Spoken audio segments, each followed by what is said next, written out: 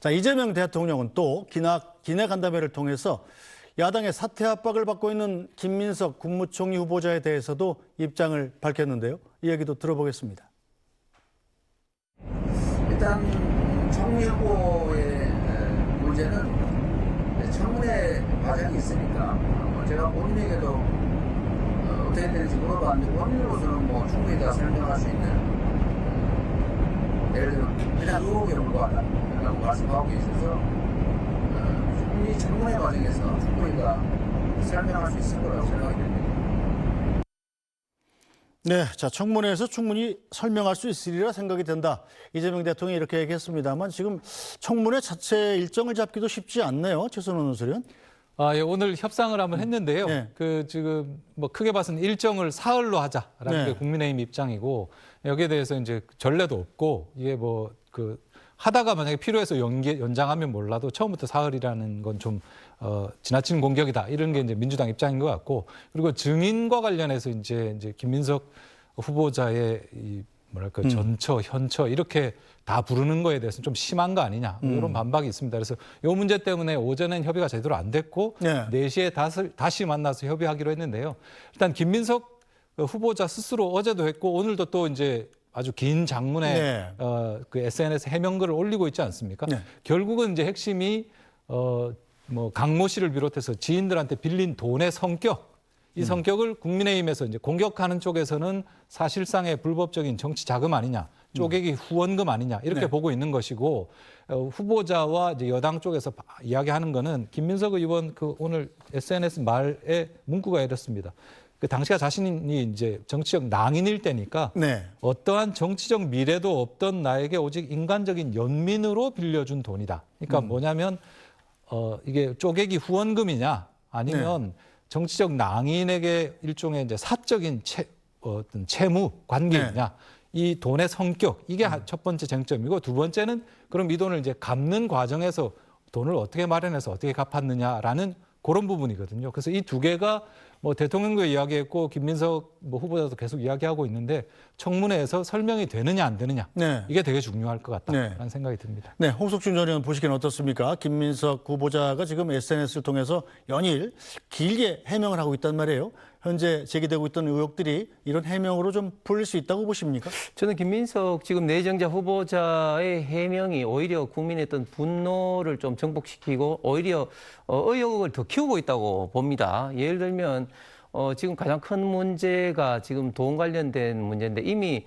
김민석 후보자 같은 경우는 2002년도 SK로부터 2억, 그때 당시 2억은 강남에 집 한 채를 살 만큼 굉장히 큰 돈이었죠. 그다음에 2010년도에도 또 대법원에서 불법 정치 자금으로 이제 유죄 판결을 받았습니다. 거기에 대해서 어떤 이야기를 하느냐? SK로부터 돈 받은 것에 대해서 나는 모르고 당에서부터 받은 거다. 이런 식으로 책임 회피성 어떤 SNS만 지금 올리고 있는 것이죠. 그다음에 조금 전에 우리 최선호 의원 말씀하셨던 그런 문제에 대해서 굉장히 좀 어려운 시절에 결국 이제 후원이라기보다는 결국은 이제 진짜 지인으로부터 이제 돈을 이제 받은 건데 그런 어떤 돈을 받은 것에 대해서 불법 정치 자금이 아니냐 했던 문제를 하니까 계속해서 이런 어떤 그 차용증이 있다 자꾸 이런 이야기를 하는데 차용증이 있다 하더라도 그게 불법 정치 자금으로 됩니다. 왜냐하면 2010년도에 이미 김민석 후보자가 정치자금법으로 확정 판결 받을 때도 그때도 차용증이 있었거든요. 그래서 대법원에서는 차용증이 있더라도 독촉을 하지 않거나 담보가 없거나 금리가 낮으면 그게 불법 정치 자금이라고 이미 정의를 했습니다. 그렇기 때문에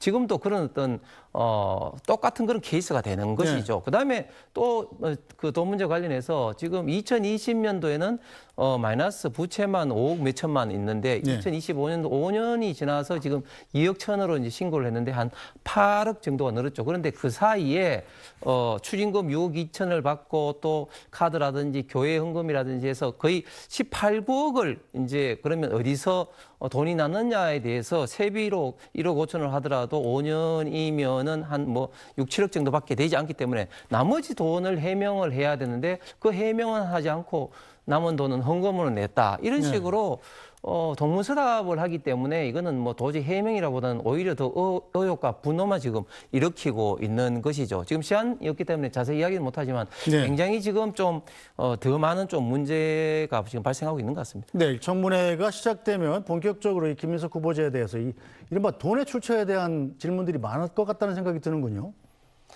정치를 오래 했죠. 네. 그 순환도 많이 겪었고 네. 그 순환의 과정이 이건데요. 2002년도는 17대 총선에 적용됐던 개정헌법법, 그 선거법, 흔히 이야기하는 오세훈 선거법하고 다른 때입니다.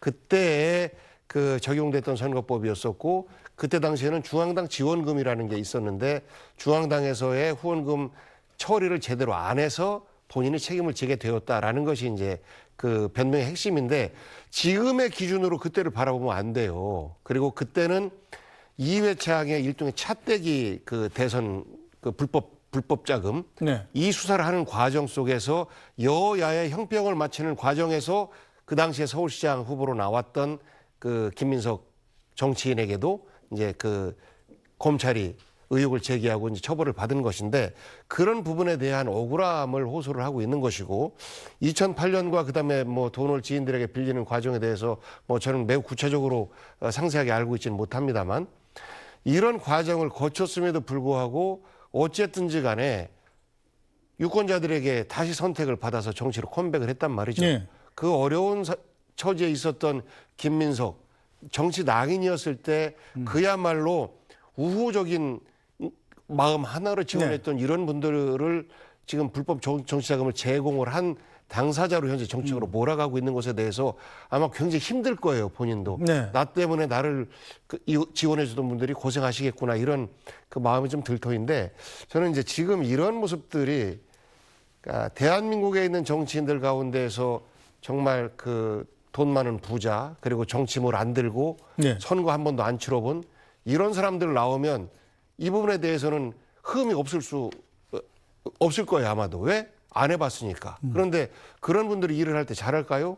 저는 그렇게 생각하지 않습니다. 지금 우리 청문회가 이재명 정부 들어서고 나서도 곧바로 총리 후보자부터 해서 이렇게 집중 공격을 하고 인사청문회도 하루 더 늘리자라고 하고 있는데 실제 첫 번째 총리는 새로 뽑힌 대통령과 호흡을 맞춰서 일할 수 있는 사람이냐 아니냐 그 대통령의 철학과 가치 그리고 국정 전반에 대한 이해도가 얼마나 깊으냐 이런 것 중심으로 판단을 해주는 것인데 네. 그렇지 않지 않습니까? 그래서 과거에 윤석열 정부 때 임명되었던 그 공직 후보자들의 수준이 어떠냐라는 말씀은 제가 이제 구구하게 드리지 않겠습니다만 정부가 새롭게 출발할 수 있도록 최소한의 그 발목은 좀 적당히 좀 잡아주셨으면 하는 부탁의 말씀 드리고 싶습니다. 네, 자, 홍석준 전 의원 네. 일단 야당 입장에서는 이 김민 후보자에 대한 여러 가지 문제 제기를 할 겁니다만 이 총리 인준은 또 다른 문제가 아니겠어요? 그렇습니다. 네. 민주당이 다수당인데 네.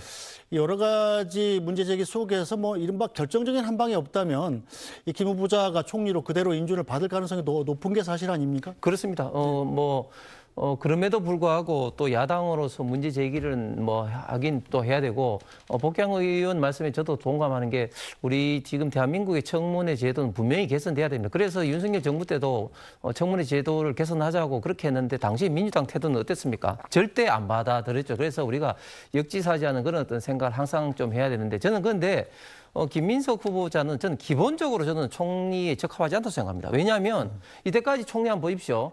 행정각부의 장관이라든지 또 지방자치단체장의 경험이 있는 분들이었습니다. 왜냐하면 행정각부를 통할하고 장관의 업무를 조율 관리를 하기 위해서는 행정의 경험이 있어야 되는 겁니다. 그런데 김민석 후보자 같은 경우는 행정의 경험이 전혀 없죠. 그다음에 예를 들면 2002년도 서울시장 선거할 때 그때 당시에 이명박 전 대통령과 선거할 때 가장 큰 이슈가 청계천이었습니다. 청계천에 대해서 그때 당시에 김민석 민주당 후보자 같은 경우는 강력하게 반대를 했어요. 네. 예를 들면 본인의 그런 어떤 정책적 이슈에 대해서 지금 생각이 어떤지는 모르겠지만 어쨌든 저는 김민석 후보자가 어떤 정책적 역량도 그렇고 특히 또 이재명 대통령이 처음부터 뭐 국민통합 그런 이야기를 굉장히 이야기했는데 과연 국민통합에서도 맞는 후보자냐 하는 근본적인 좀 의문이 듭니다. 네, 어쨌든 김민석 후보자 인사청문회가 곧 있을 거기 때문에 그때 계속 토론해 보도록 하겠습니다.